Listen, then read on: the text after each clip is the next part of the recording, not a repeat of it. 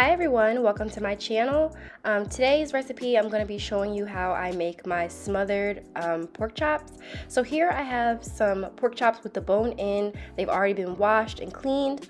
Along with that I have one medium onion that is sliced, along with about 1.5 teaspoons of garlic, some butter, some chicken broth. I have some olive oil, some flour, and for my seasonings I'm going to be using salt, pepper, some all-purpose seasoning, and some Lawry seasoning salt and onion powder and garlic powder. I am not going to be using that heavy whipping cream. That was not supposed to be there, so I apologize. So first I'm going to get started seasoning up my pork chops. Like I mentioned, these have already been thoroughly washed. You definitely want to make sure you wash these very thoroughly before you start to prepare them. I'm first going to go in with some black pepper and some salt. Then I'm going to do a nice dusting of my Lawry seasoning salt, and the same thing with my onion powder and garlic powder.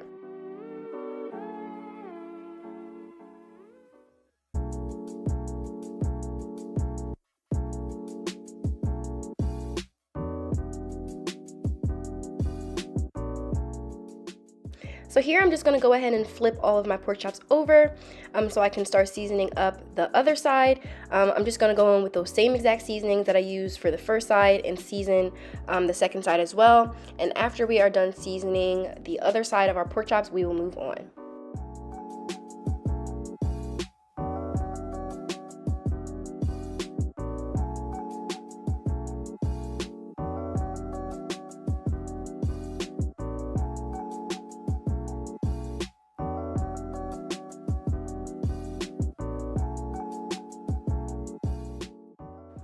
Alright, now that the pork chops have been nice and seasoned, I'm going to set those aside and move on. In a mixing bowl, I'm going to be adding about 2 cups of flour. And you know my rule, we never flour any kind of meat without seasoning it. So I'm just going to be seasoning my flour with my all-purpose seasoning. Then I'm going to grab a spoon, give that a good mix just so I can get my seasoning nice and blended up with our flour before we start to coat our pork chops.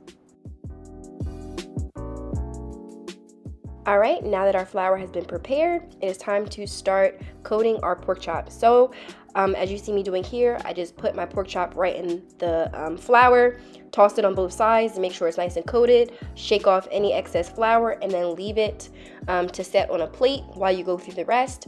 I am going to be letting my pork chops rest on my countertop for about 5 to 10 minutes after I am done coating them all, just to give the flour a chance to adhere to the meat before we start to fry them. So I'm just going to go through the rest of my pork chops and get them all floured up, and then we will move on.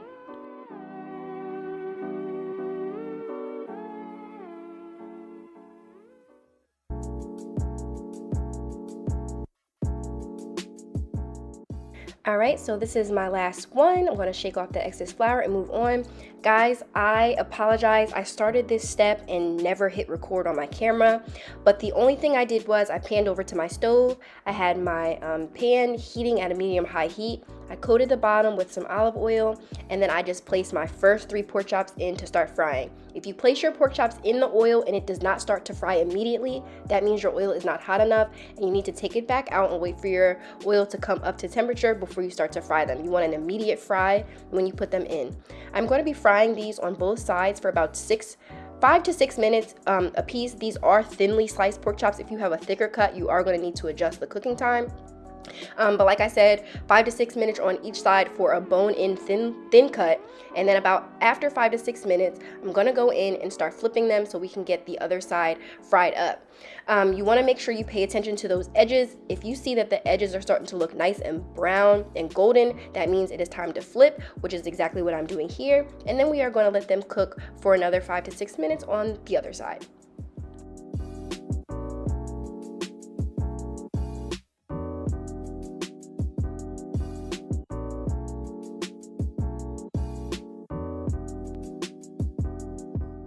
Alright, these are done, so I'm going to go in and take them out of my oil and place them on a plate that is lined with some paper towel just to catch any excess oil that might fall from the pork chops while they are resting. And then I am just going to repeat the process by placing another few pork chops in my pan and do the exact same thing until all of my chops are done. Once I'm done going through all of my pork chops, I am going to speed this up just so that it's not too long. We will be starting to make our gravy after.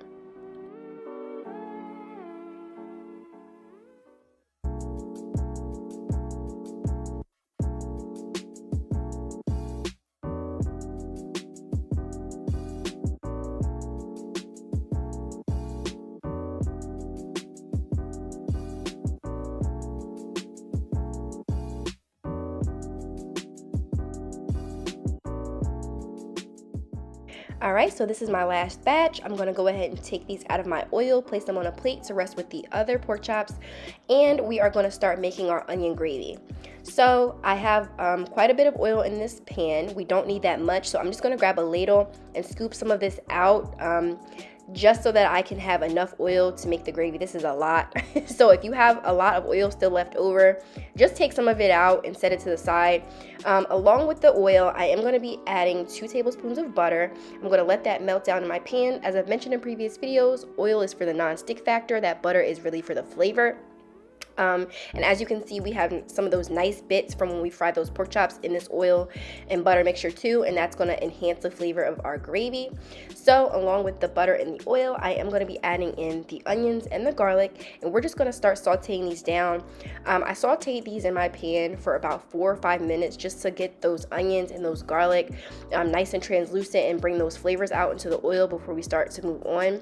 So in your pan, after you add in your onions and garlic, just let them saute in the pan for a good 5 minutes or so, and then we will move on.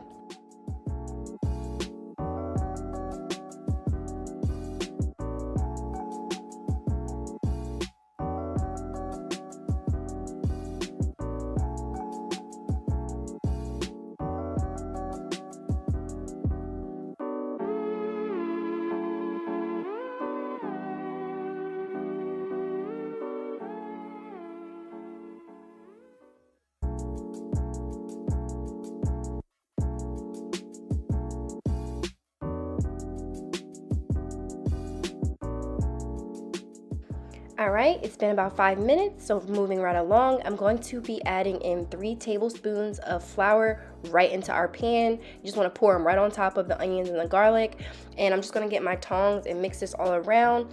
I'm just going to let this cook down in the pan for about 1 to 2 minutes. You just really want to give it a chance for the onions to be completely coated in the flour. Not only that, but cooking it for a few minutes before you add in your liquid or your broth gives the flour a chance to kind of cook down and get that flour taste out. You definitely don't want anything you're cooking to have that flour taste, so give it a chance to cook that taste out for about a minute or two, and then I am going to slowly start to whisk in some chicken broth.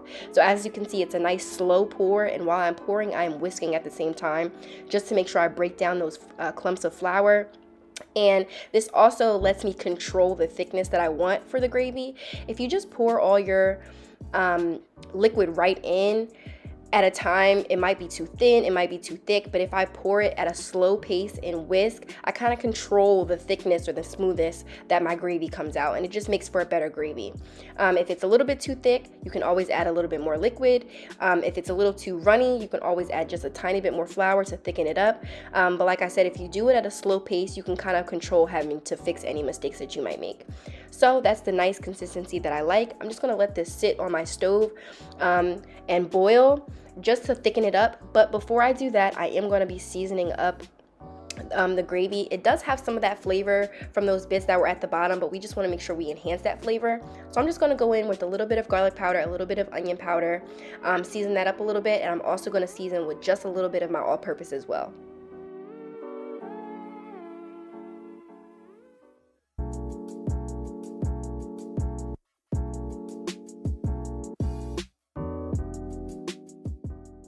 Right, I'm just going to whisk around those seasonings, and like I said, I'm just going to let this sit on my stove and come to a light boil, which is going to help thicken up that gravy before we add our pork chops back in.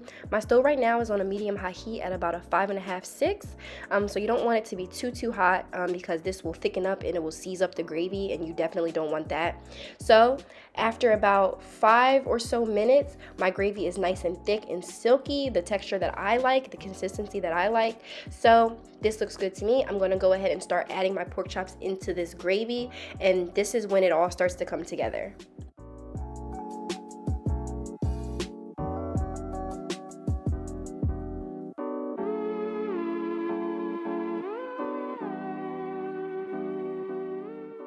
So my copper pot that I'm using is obviously only but so big, so I kind of had to play Tetris a little bit to kind of arrange them in a way that they were all submerged into the gravy.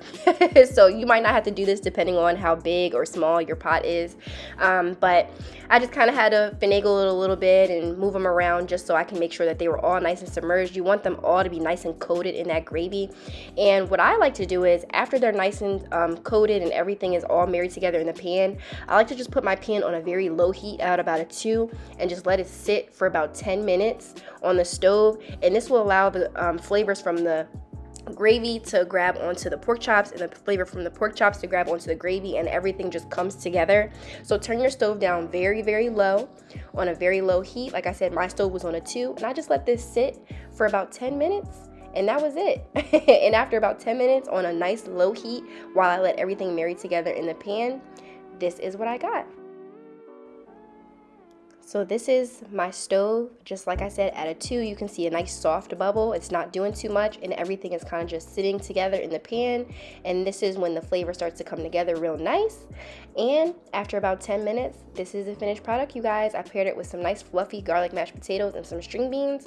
And these are my smothered pork chops. I hope you all enjoyed this recipe, and if you did, give me a thumbs up, and I will see you in the next video. Bye.